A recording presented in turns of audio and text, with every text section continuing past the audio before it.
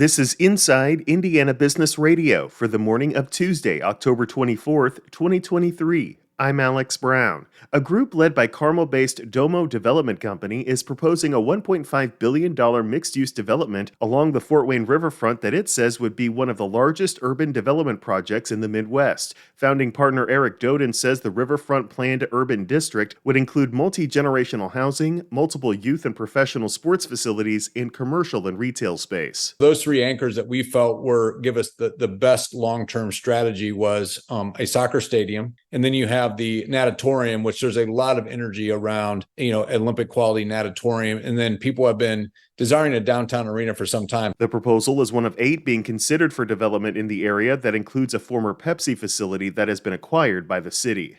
Evansville-based tech startup Laxis has completed a $1.5 million seed round of funding. The company, which has developed an artificial intelligence platform to support revenue teams, says it will use the funding to further product development, grow its user base, and add a small number of jobs. Fort Wayne's Follinger Foundation on Monday announced Sarah Stramenos as its new president and CEO. Stramenos currently serves as the Fort Wayne market president for Evansville-based Old National Bank and will begin her new role next month. From the number one source for Indiana business news, this is Inside Indiana Business Radio.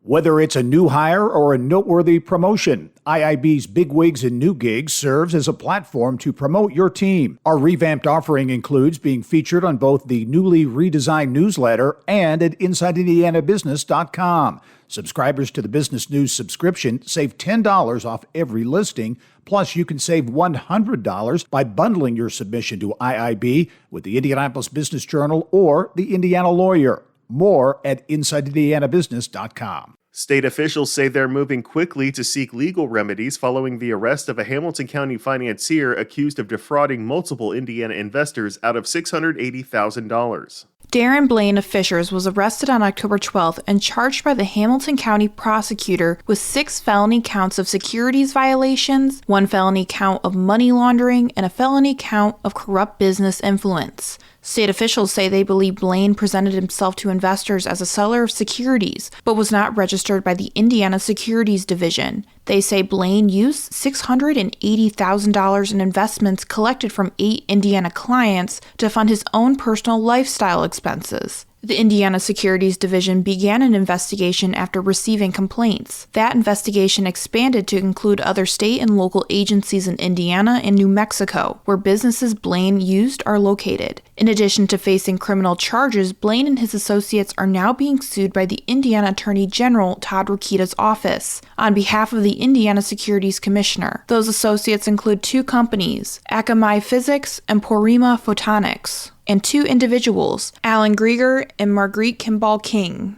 A Hamilton Superior Court judge last week granted a temporary restraining order and appointed a receiver for assets linked to Blaine and his associates. The Attorney General's office is also seeking a freeze of assets and restitution for investors' losses. Kate Sharon, Inside Indiana Business Radio. Indiana is offering support for businesses seeking to help their employees find childcare. The Indiana Family and Social Services Administration announced a new grant fund Monday that incentivizes employers who support childcare in a variety of ways. The employer-sponsored childcare fund offers up to $750,000 to eligible employers. Potential uses of the grant include providing on-site childcare, offering childcare tuition benefits, and sponsoring dependent care assistance plans. Eligible employers must be in Indiana and employ 20 or more people. The FSSA will also accept applications from a group of employers with 20 or more people on staff, as well as community-based nonprofits representing a group of employers with 20 or more people on staff collectively.